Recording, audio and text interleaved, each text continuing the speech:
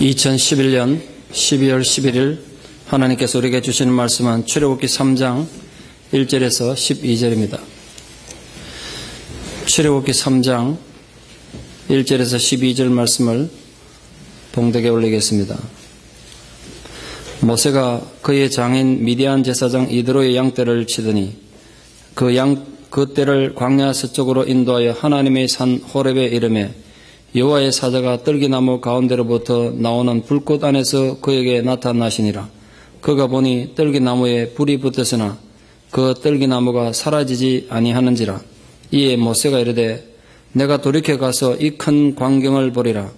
떨기나무가 어찌하여 타지 아니하는고 하니 그때 여호와께서 그가 보려고 돌이켜 오는 것을 보신지라.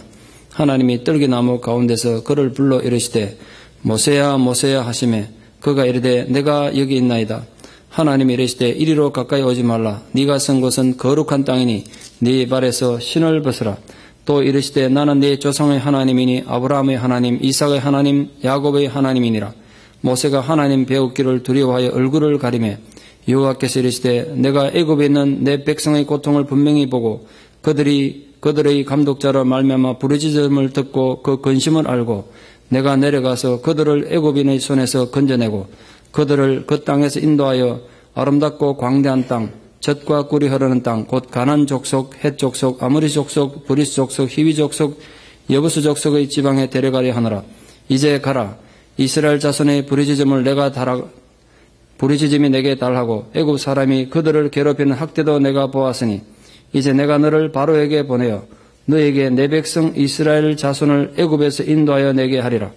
모세가 하나님께 아뢰되 내가 누구이기에 바로에게 가며 이스라엘 자손을 애굽에서 인도하여 내리이까.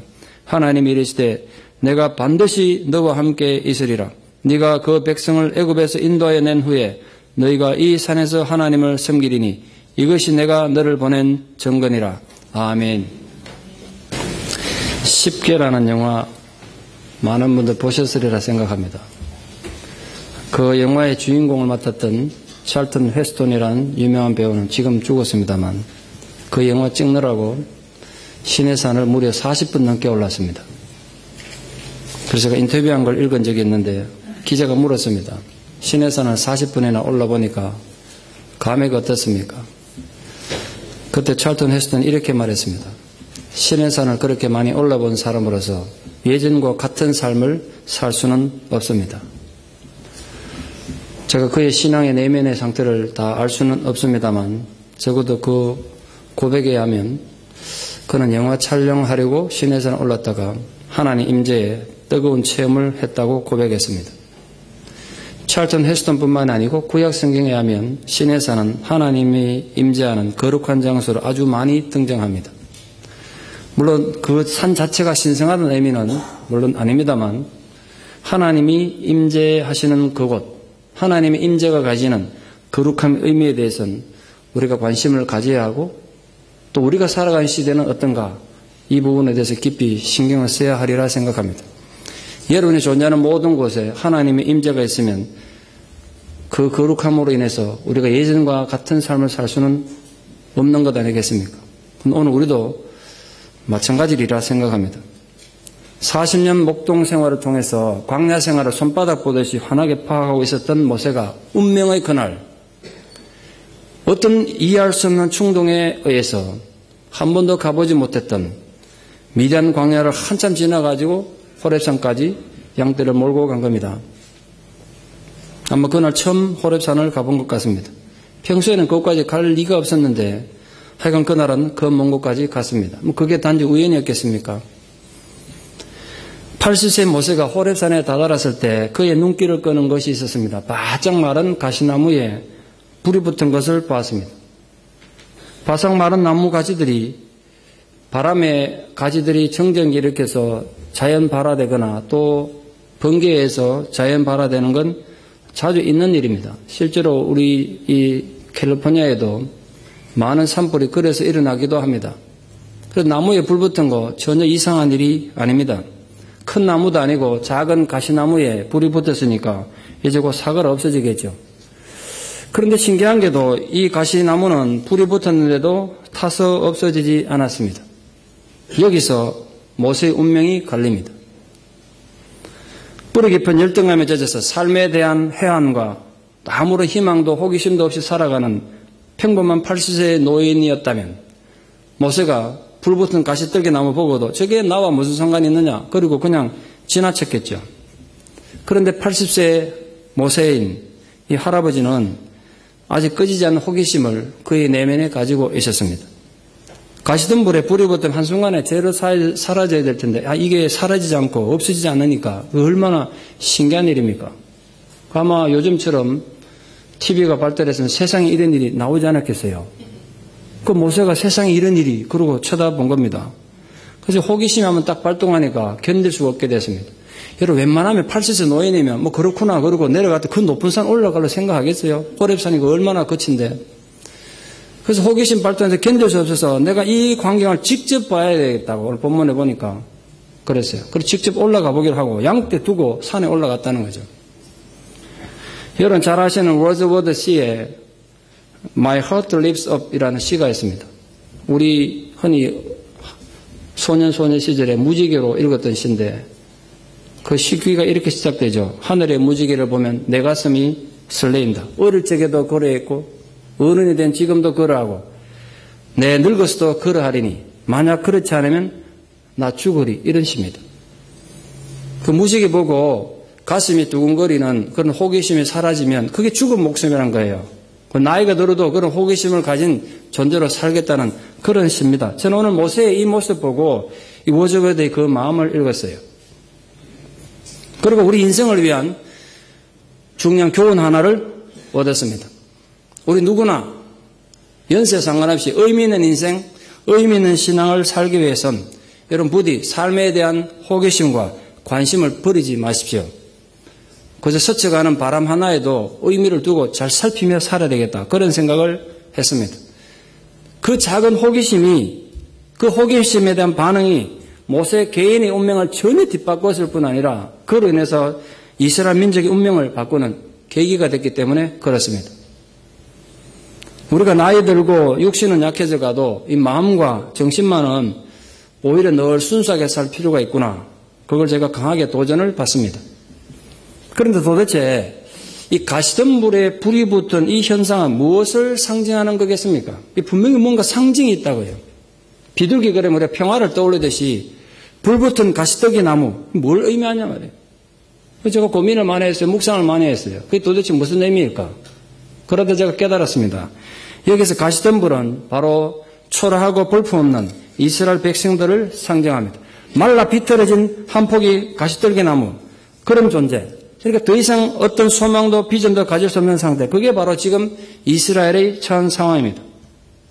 어쩌면 현대를 사는 많은 성도님들 중에도 그런 힘들고 어려운 진짜 가시떨기 같은 불붙은 말라 비틀어진 한떨기 가시떨기 같은 존재로 사는 분들 많으실 겁니다. 특히 요즘처럼 경제적 위기에는 그런 분들이 많으시겠죠. 13살 아들은 백혈병으로 죽고 아들 죽은 지 한 달 만에 남편은 뺑소니 차에 취해가지고 식물인간 됐던 여인의 얘기 기억나십니까? 제가 언젠가 들려준 얘기 같은데요. 어린 딸을 데리고 가장이 돼가지고 힘겹게 가정을 꾸리면서 남편 병간호를 하느라 너무 무리했는지 어느 날 이 부인이 하혈을 하면서 과로로 쓰러졌습니다. 병원에서 눈을 떴는데 의사가 말하기를 자궁암 사기라 그랬습니다. 여러분, 이 무슨 꼭 영화하고 소설 같은 얘기가 나에게 한번 닥쳤다.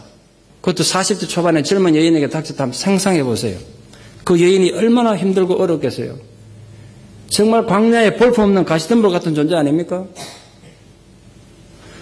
그런데도 그녀는 자기 사연을 소개하면서 이렇게 말합니다. 제가 어린 딸을 생각해서 최선을 다해서 용기를 잃지 않고 살겠노라고. 그리고 책에 써놨더라고요.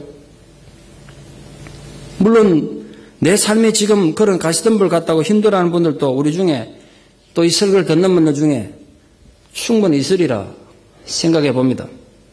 그런데 그 가시덤불이 어떻게 됐다고 본문에 말하고 있습니까? 바삭 마른 가시덤불에 불이 붙었으니까 한순간에 재로 타서 없어지겠죠. 그래야 되는데 그럼 이게 도대체 뭘 의미하냐 말이에요. 지금 이스라엘 백성들이 당하는 눈물겨운 억압과 고통이 바로 불같은 시험이라는 것입니다. 그러나 바로의 억압이 아무리 거치고 힘들어도 하나님의 백성은 불타 없어지지 않는다는 것을 오늘 하나님 우리에게 말씀하고 있습니다. 그때나 지금이나 하나님의 백성은 결코 불타 없어지지 않습니다. 아무리 삶이 힘들고 억압이 강해도 하나님의 백성은 그렇게 험하게 불타 없어지지 않는다. 물론 우리가 당하는 시련이 너무 힘들고 고통스러울 수 있습니다. 때로는 너무 자존심 상하기도 하죠. 내가 이런 짓 안 하면 정말 못 먹고 사나 싶은 오기가 일어나기도 합니다. 터질 것 같은 분노가 우리 안에서 솟구치기도 합니다. 그래서 내가 이러다가 정말 불에 타서 한 줌의 재로 사라지는 것은 아닌가 하는 절망과 두려움이 생기기도 합니다. 그러나 믿으십시오. 하나님의 백성은 절대로 불타 없어지지 않습니다. 오히려 그 무서운 시련들이 하나님의 백성들을 더 순결하게 할 것이고 더 강하게 할 것을 믿습니다. 불에 타는 그 보잘것없는 모습을 통해서 오히려 살아계시는 하나님을 증거하는 기회가 될 것을 또한 믿습니다. 그 믿음으로 살아갑시다. 그때까지 하나님 존재를 전혀 인식하지 못하고 있던 모세가 단지 호기심에 이끌려서 불붙은 가시덤불로 다가갔다고요. 근데 그게 하나님 만나는 정말 놀라운 순간이었어요. 어떻게 알았겠어요? 그 모세를 보자 하나님께서 그의 이름을 다급하게 부르셨습니다. 시내산 가보신 분들 많으시겠습니다만 시내산은 진짜 돌산입니다. 그런데 돌들이 전부 붉은색이에요. 붉은 거친 돌산입니다. 처음 가보는 분도 산을 탁 보면요 위압감을 느껴요. 완전히 무슨 공포영화 세트장 같아요. 산이.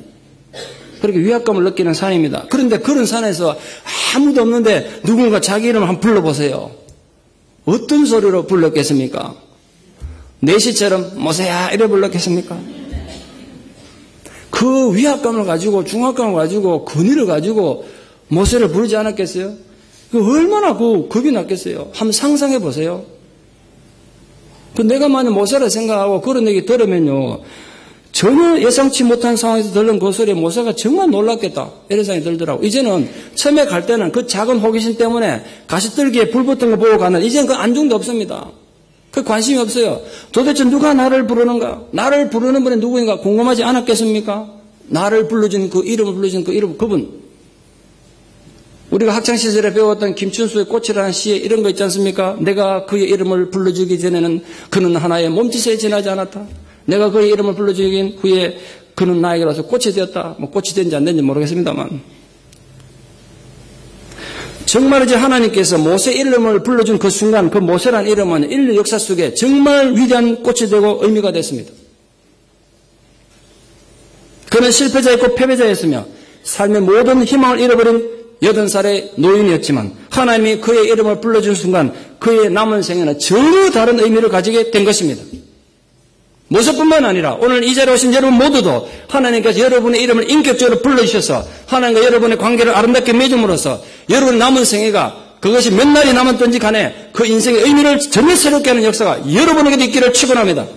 남의 얘기로 듣고 가지 말고 그것이 나의 얘기로 나의 역사였으면 좋겠다는 간절한 소망을 가지고 오늘 여러분의 호렙산에서 하나님을 만나고 또 하나님께서 여러분을 불러주시는 역사가 있기를 축원합니다. 그게 예배 가운데 있어야 된다고요. 하나님께서 모세의 이름을 부르시던 그 순간 그 똑같은 시각 이스라엘의 형편이 변한 거랑은 하나도 없습니다. 예전하고 똑같았습니다. 그들은 여전히 노예였고 모세를 죽이려던 파라오는 몇 년 전에 죽긴 했지만 새로 등장한 파라오는 더 악독하고 지독해서 이스라엘 백성들은 죽겠다고 아우성치고 있었습니다. 그런데 왜 하나님이 이제야 나타나신 것이냐 말이죠. 지난 수백 년 세월 아니 적어도 40년 전에 모세가 혁명을 위해서 깃발을 높이 쳐들었을 때 그때 좀 도와주지. 그때는 눈 감고 귀 막고 침묵하고 계시다가 뒤늦게 왜 이제야 나타나냐 말이죠. 이게 모세의 항변이에요. 나중에 보면 예수 하나님 그때 나 좀 도와주지. 이제 늙고 병들어 80세 노인이 뭘 할 수 있으면 왜 이제 나타나가지고 나 약 올리는 것도 아니고 이러고 있습니다. 성경에. 꼭 그래 썼다는 건 아닌데 성경에 그런 뉘앙스로 있다는 거죠. 왜 이제야 하나님이 나타나셨습니까? 중요한 이유가 하나 있습니다. 그동안 이스라엘 백성들도 역시 부르짖었어요. 힘들고 어려웠는데 그러나 그동안의 부르짖음은 그냥 삶이 그냥 고통 때문에 나오는 불평이고 부르짖음이었습니다. 그래서 그들은 이 고생만 없다면 이 힘든 상황만 없다면 애굽은 살만한 곳이었습니다. 애굽을 떠날 마음이 전혀 없었습니다. 적당히 세상을 엔조이하면서 세상을 그런 대로 여기서 살면 된다고 생각했습니다. 그런데 이제는 도저히 견딜 수가 없게 된 것입니다. 이 정도면 인생 엔조이하며 살면 되는구나 이랬는데 너무 어려움을 겪다 보니까 지긋지긋해졌습니다. 애굽이. 도저히 여기서는 살 수 없구나. 진정으로 애굽을 혐오하게 됐습니다. 모든 백성들이.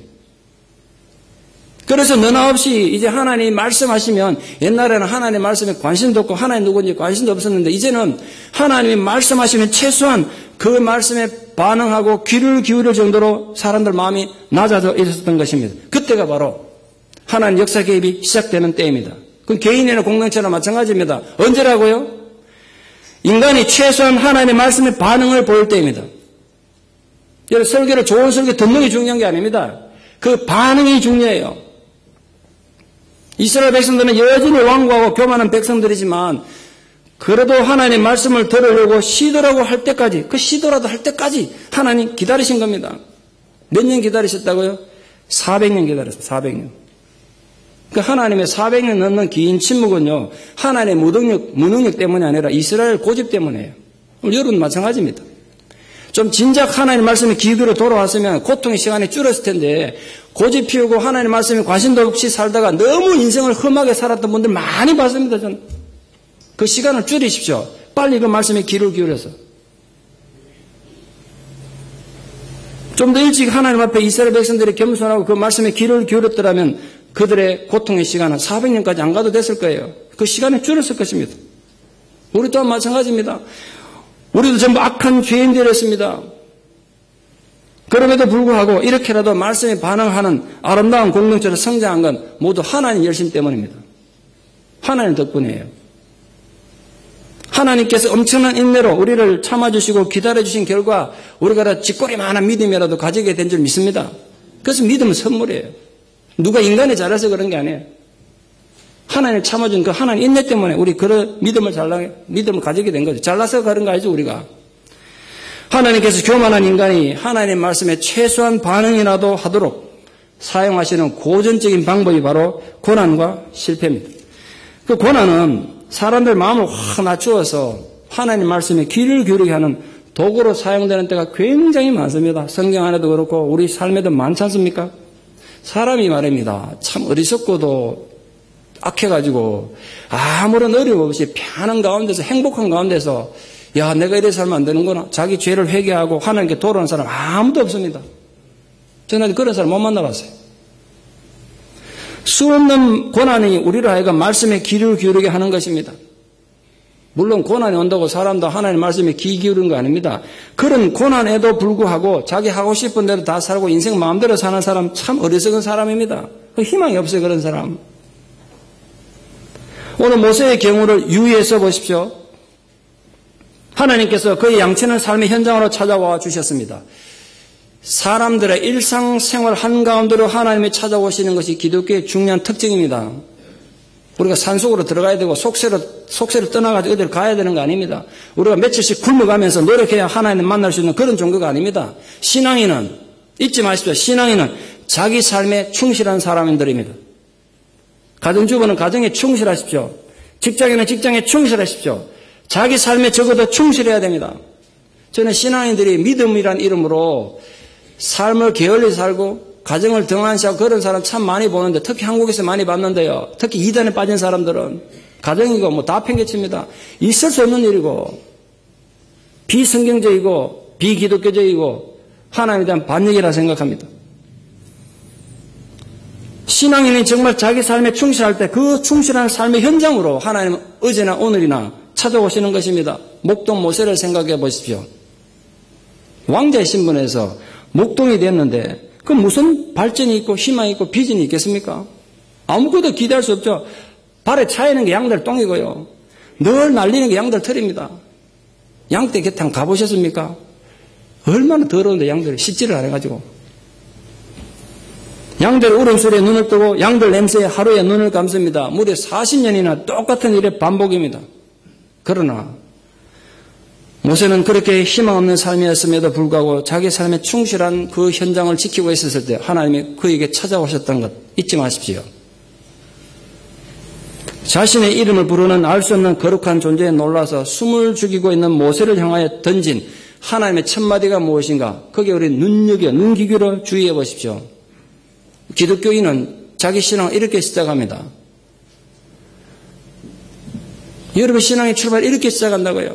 하나님 뭐라고 말씀하셨다고요? 이리로 가까이 하지 말라. 너의 선 곳은 거룩한 땅이다. 그러므로 너의 발에서 신을 벗으라. 이 거꾸로 말씀드리면요. 여러분 오랜 세월 예수를 믿고 교회를 다녔는데 이 교회는 열심히 다녔지만 한 번도 발에서 신을 벗어본 적도 없고 한 번도 내가 있는 곳이 정말 거룩한 곳이구나, 이곳에 하나님이 임재하는구나라고 느껴본 적이 없다면 여러분 아직 예수 믿는 사람 아닌 거예요. 교회의 회원일지 모르지만 교인일지 모르지만 신앙인이 아니란 말이에요. 전 여러분이 교인의 차원에서 신앙인이 정말 되기를 축원합니다. 내가 정말 내 삶 속에서 하나님 만났다는 그 만남이 있으셔야 돼요. 하나님은 모세에게 지금 그가 밟고 있는 곳은 이때까지 그가 밟고 다니던 땅하고는 다르다는 것을 가르치셨어요. 거룩한 곳이란 겁니다. 물론 모세가 서 있는 곳이 거룩하다는 것은 장소적인 의미가 아닙니다. 신의 산이 거룩하다는 뜻이 아니에요. 바로 그곳에 하나님이 계시기 때문에 거룩한 것입니다. 여러분 우리 교회가 거룩한 건 맞습니까? 그 이유는 단 하나예요. 하나님이 이곳에 계시기 때문입니다. 여러분 이곳에서 하나님을 만나면 우리 교회가 이 예배당이 거룩한 곳이 되는 것입니다. 근데 예배당에 와서 하나님의 거룩함을 전혀 임재도 못하고 느끼지 못하다. 그러면 거룩한 게 아니란 말이에요. 하나님께서 존재하는 곳은 어떤 곳이든 거룩한 것입니다. 여러분 가정 안에 만약 하나님 임재를 느낀다면 그곳이 거룩한 줄 믿습니다. 여러분 직장도 마찬가지고 여러분 만나는 모든 사람 마찬가지입니다. 죄인인 인간이 하나님을 그렇게 만나게 되면 나타나는 가장 큰 특징이 뭐냐면 그 하나님의 거룩하심에 두려워 떨게 됩니다. 왜냐하면 그때 비로소 내가 누군지를 알게 되기 때문에 그렇습니다. 사람이 하나님을 멀리 떠나고 하나님을 망각하면 자기가 누군지도 잊어버립니다. 내가 누군지 몰라요. 이 내 몸이라고 내 인생이라고 내 마음대로 사는 것 같은데 전혀 착각입니다. 중심을 몰라요. 내가 누군지 몰라 하나님을 만나기 전에는. 그래서 사람이 하나님을 만나지 못하고 하나님 없는 사람은 교만하게 삽니다. 거만하게 살아. 무식한 사람 무식한 대로 교만하다 그랬잖아요. 많이 배운 사람 많이 배운 대로 교만하고 다 교만하게 살아요. 이유는 하나입니다. 하나님의 임재를 체험해보지 못했기 때문에. 그래서 신앙인의 진정한 변화와 부흥은 자기 삶의 현장에서 거룩하신 하나님을 발견하는 데서 시작합니다. 그때 진정한 자신을 발견하고 내가 이런 존재구나. 내가 이렇게 추악한 존재인데 내가 못 모르고 인생 함부로 살았구나. 그걸 깨닫게 된단 말이에요. 그래서 교회의 진정한 성장과 부흥은 이 머리 숫자 많아지는 게 절대로 아닙니다. 잊지 마세요. 여러분 옆에 50명 모이는 교회가 있고 우리가 500명 모이는 교회가 있다고 우리 교회가 큰 교회입니까? 그건 아니란 말이에요. 숫자가 아니에요. 진실로 교회가 성장했고 교회가 컸다는 큰 교회라는 의미는 그 교회의 모든 회중들이 성도들이 하나님의 거룩하심에 뜰 때입니다. 하나님을 만나서 그 하나님의 거룩함에 두려움을 가질 때 그 교회가 큰 교회고 성장한 교회란 말이에요. 숫자가 아니에요. 속지 맙시다 그거. 하나님을 정말 인식하고 내가 누군가를 깨닫는 성도들이 많이 모이면 그 교회가 큰 교회고 성장한 교회란 말이에요. 우리 교회는 어떤 교회입니까? 또한 지금 모세가 서 있는 장소가 거룩한 이유는 이후에 하나님께서 출애굽한 이스라엘 백성들 이곳에 데려다 놔놓고 하나님의 율법, 말씀을 선포하는 곳이 바로 이곳입니다. 나중에 출애굽한 백성들 데려고 이곳에 데려온다고요. 거기서 말씀을 선포할 거예요. 그래서 그곳이 거룩한 거예요. 말씀이 선포되는 것이니까. 결국은 그 말씀 앞에서 인간의 추악한 더러운 신을 벗으라는 것입니다. 지금 하나님 앞에 있는 모세나 나중에 출애굽해서 하나님 앞에서 말씀을 받을 백성들이나 오늘 설교를 듣는 예배를 듣는 우리들이나 모든 인간들이 가장 거룩할 수 있는 순간은 바로 하나님의 말씀 앞에 무조건 자신의 신을 벗을 때입니다. 그 교인이나 또 교회가 가장 좋지 못한 것, 가장 문제 있는 건 말이 많은 겁니다. 제가 언젠가 자주 말씀드렸죠. 교회는 말 때문에 망할 거라고. 우리 성도들은 늘 말 때문에 망할 거예요.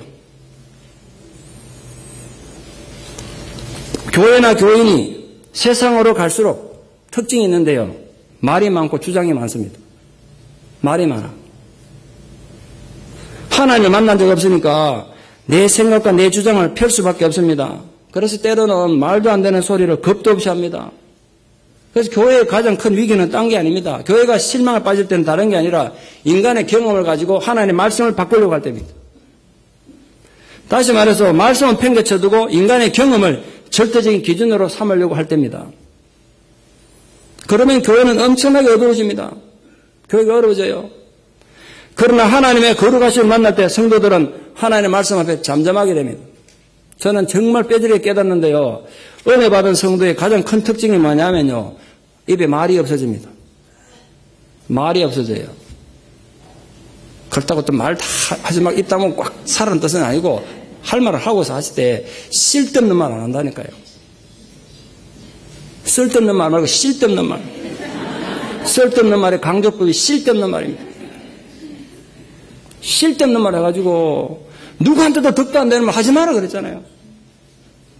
말하는 나한테도 덕도 안 되고 듣는 너에게도 덕도 안 되고 이 공동체 덕도 안 되는 말 쓸데없는 말 왜 하냐 말이에요. 은혜가 없어서 그래요. 하나님 앞에 거룩함을 잃어버리면 인간이 그래 살아요. 증거를 보여드릴까요? 이스라엘 백성들은 출애굽하는 그날부터 불평합니다. 이유는 아직 하나님을 못 만났기 때문에. 출애굽은 했는데 하나님을 못 만나서 아무도. 그러니까 늘 불평합니다. 출애굽하는 날부터 불평하잖아요. 홍해 가로막혔다. 그날부터 모세 죽이려고 달라든다. 원망에 원망을 끝이 없습니다. 모세 같은 위대한 지도자가 무슨 불평과 불만이 많을지 이해가 안 될 정도입니다. 기가 막힐 정도예요. 인간들이 이렇게 배은망덕하고 이렇게 어리석은 건가 이런 생각이 듭니다. 성경 읽어보지 조금 있다 우리 볼 겁니다. 이제 출애굽 계속 할 거니까. 그런데 아십니까? 그렇게 불평 불만이 가득 찼던 이스라엘 백성들이 누가 얘기하지도 않았는데 백성들이 전부가 우리는 오늘부터 절대 말하지 않겠습니다. 오늘부터 입을 굳게 다물겠습니다. 모세 당신만 말하십시오. 이렇게 결단하는 날이 하루 옵니다. 딱 물 그때 한 번입니다. 오래 못 가요. 그게 언제냐면요. 출애굽한 지 딱 3개월 만에 모세 인도 아래 그들이 오늘 하나님을 만났던 모세가 하나님을 만났더니 호렙산에 온다고요. 거기서 하나님 임재를 체험해요. 영광 가운데 하나님의 구름 가운데 임재를 체험하고 하나님이 여기 계시는구나 깨닫고 나니까 전부 다 말을 안 하려고 그러더라 백성들이. 겁이 나서 전부 입을 닫겠대요. 그런 역사가 우리 공동체에 있기를 축원합니다. 누가 가서 협박하는 거 필요 없어요. 하나님을 만나면요 입을 닫아요 그냥. 백성들 전부가 입을 다 닫더라고요. 하나님 거룩하신 인재를 체험하니까 그렇게 변화됐다. 모세 또한 마찬가지입니다. 바로 왕궁에서 40년 살았고 아무것도 없는 광야에서 양들과 40년을 지낸 모세는 이 하나님의 거룩성에 대해서 접해볼 기회가 없지 않습니까? 전혀 경험이 없습니다. 그런데 오늘 하나님께서 모세에게 다가오셔서 제일 먼저 하나님의 거룩성을 선포하신 것입니다. 다시 말해서 하나님은 네가 아는 많은 세상의 신들과 다른 존재란 거예요. 모세가 살았던 40년 살았던 애굽 왕궁에나 지금 이 가나안 땅이나 온갖 우상들 신들이 많은 땅입니다. 이집트만 해도 신들이 얼마나 많습니까? 그 네가 아는 그런 많은 신들 중에 하나가 아니라는 거예요. 하나님. 하나님은 유일하신 하나님이지 많은 신들 중에 최고의 신 이런 뜻이 아닙니다. 이 세상에 애초부터 신이라고는 한 분밖에 없다 이거야. 그게 거룩함의 의미예요. 모세가 그걸 몰랐어요.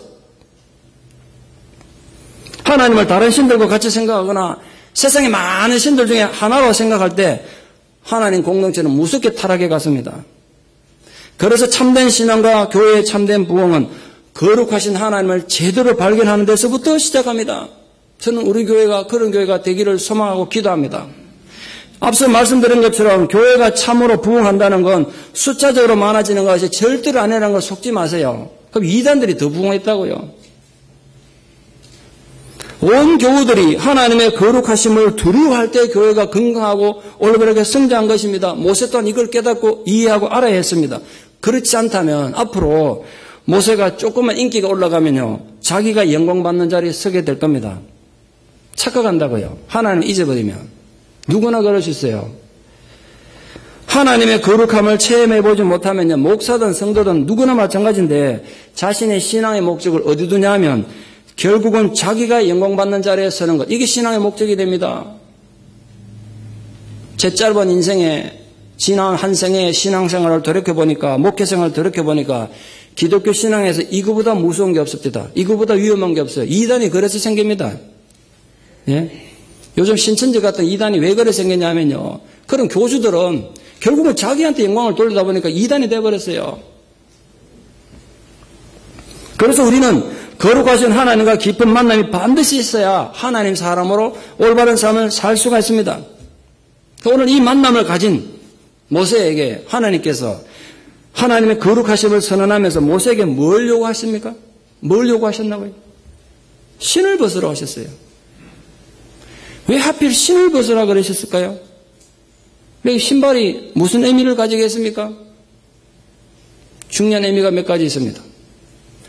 사람이 어디든지 가면요, 우리 몸에서 제일 먼저 가는 부분, 제일 앞에 나가는 부분이 어딘지 아십니까? 앉아있어서 또 모르시겠죠? 다 일어나서 한번 걸어보실래요? 발이 제일 먼저 갑니다. 머리보다. 내가 가는 모든 것이 발이 먼저 가요. 그래서 발은 인간의 타락한 성품과 왜곡된 행동을 의미하는 겁니다. 인간의 죄성을 상징해요.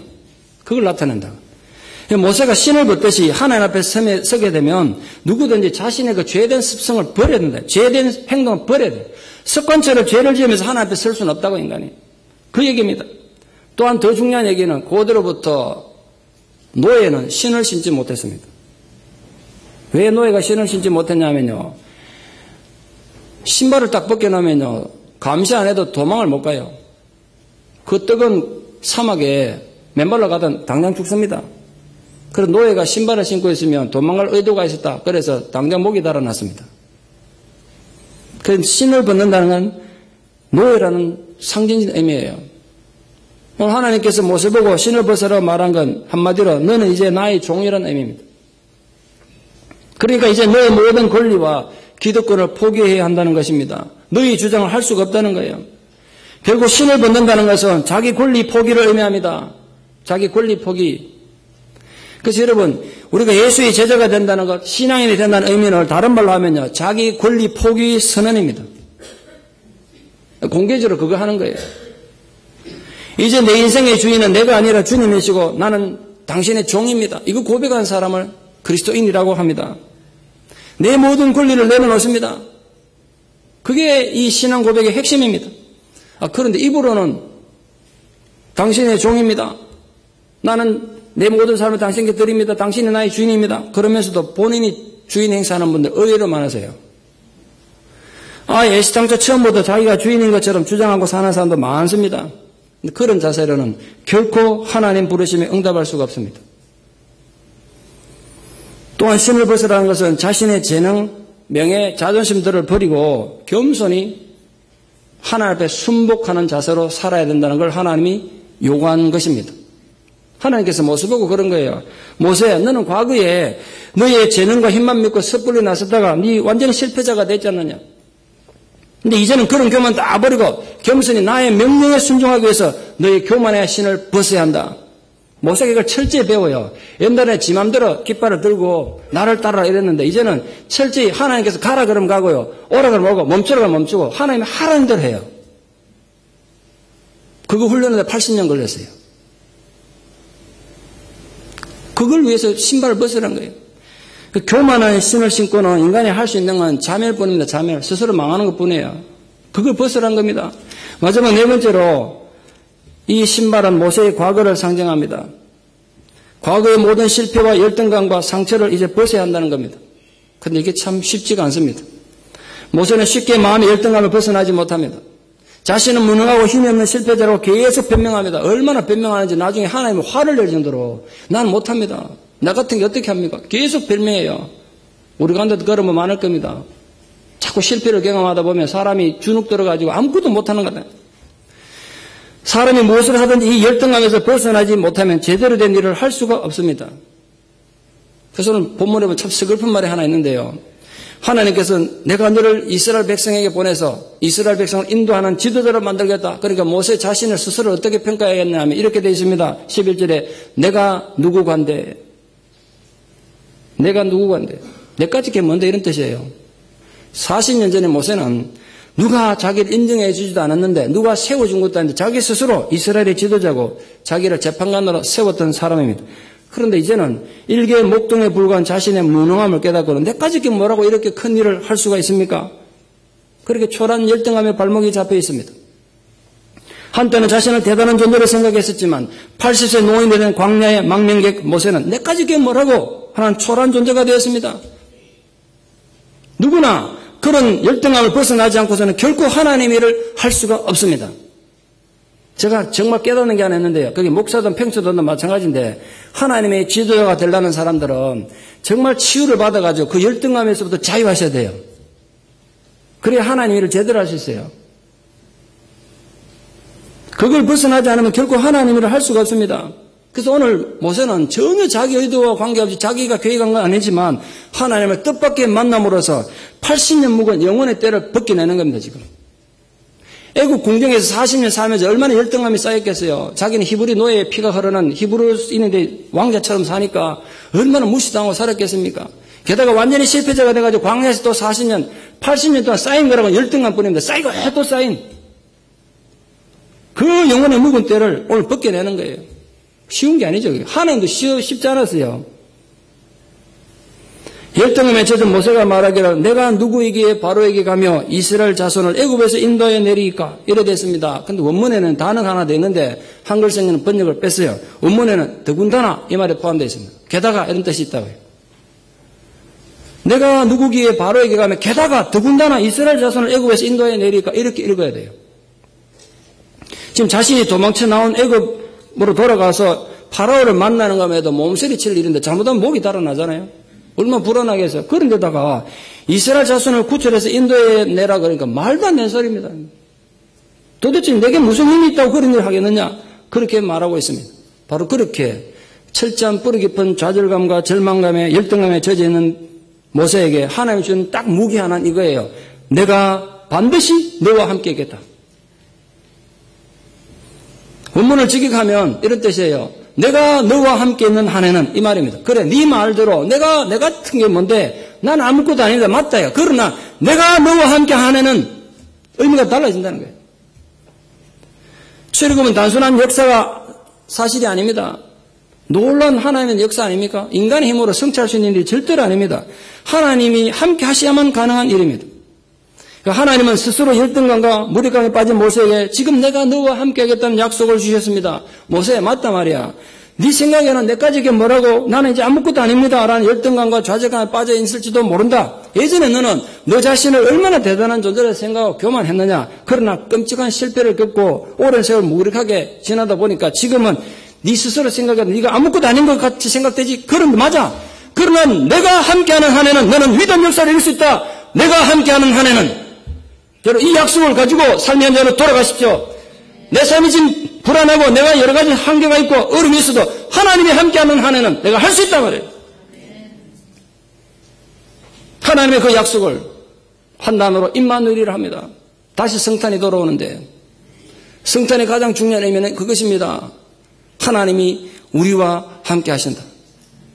그래서 아들 낳은 이름을 임마누엘이라 하라. 그게 성탄의 개념이에요. 모세에게 100만 대군을 지어주면서 돌아가라. 이 군대의 힘을 의지해가지고 네 큰일을 이뤄봐라. 이러지 않으시고 그보다 더 확실한 보장, 막강한 100만 대군보다 더 확실한 보장을 주셨습니다. 그게 바로 내가 반드시 너와 함께 하겠다는 것이었습니다. 우리도 마찬가지입니다. 우리 스스로 너무 초절하게 생각되십니까? 여러분 생각에도 자꾸 자신의 삶이 너무 고달파서 자꾸 위축되시고 주눅이 드십니까? 여러분 상황이 아무리 힘들고 어려워도 하나님이 함께하는 한 해는 우리의 삶이 결코 험하게 끝나지 않을 것을 믿습니다. 여러분이 지금 이 예배의 자리에 오기까지 걸어다녔던 발걸음은 어땠습니까? 여러분은 하나님 앞에서 벗어야 될 어떤 종류의 신을 신고 계십니까? 어떤 도덕성과 인격과 성품의 신을 신고 다녔습니까? 모세가 신고 있던 신은 하나님이 절대로 인정할 수 없는 것이었습니다. 지금 여러분은 하나님이 인정할 수 없는 어떤 잘못된 인생의 신을 신고 계십니까? 신발은 우리의 삶의 모습이고 습관이고 인격입니다. 여러분이 신고 있는 잘못된 인격의 신들, 잘못된 습관의 신, 그런 성격의 신들을 하나님 앞에 벗는 분들 정말 복 있는 분들인 줄 믿습니다. 한번 벗으십시오. 한 번만 딱 벗으면요 세상이 달라 보여요. 그러면 여러분에게 전혀 새로운 삶이 시작될 것이고 하나님의 새로운 부르심이 있을 것입니다. 말씀의 결론을 맺겠습니다. 하나님이 모세를 찾아오셨듯이 여러분 모두에게도 찾아오셔서 여러분의 이름을 좀 불러주시기를 축원합니다. 그래서 여러분의 이름의 가치를 전혀 새롭게 하는 은혜가 있기를 축원합니다. 예전과 전혀 다른 길을 한번 걸어가 보시는 은혜가 있기를, 감동이 있기를 축원합니다.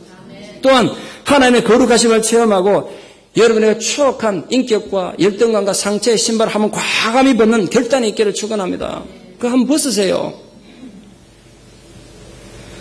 자신의 초라한 열등감과 수치심에서 벗어나서 하나님께서 나와 함께 하신다는 그 약속을 가진 자로 살기를 축원합니다.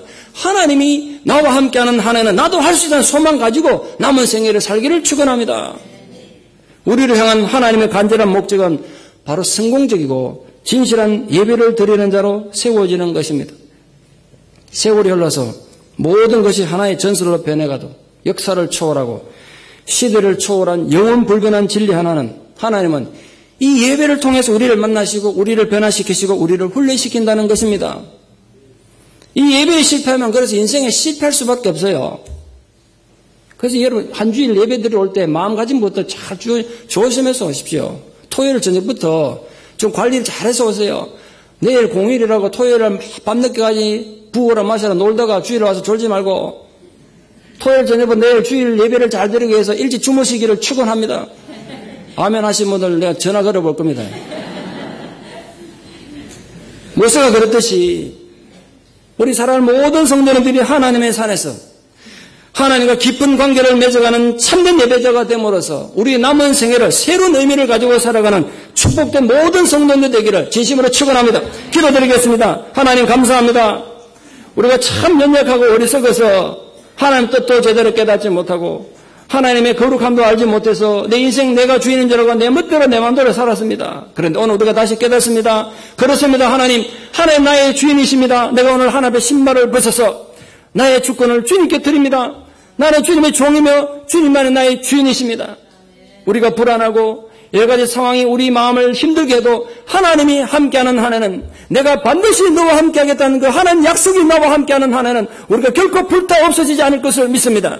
우리 사랑하는 성도님들이 지금 현실적으로 그런 불에 타 없어져 갈 것 같은 한들기 초라한 가시들 같은 존재일지라도 이 하나님의 영원한 약속이 우리와 함께 하심으로 우리가 그 약속을 굳게 붙잡고 믿음으로 일어서서 하나님과 함께 동행하는 복을 누리는 은혜가 있게 하여 주시옵소서.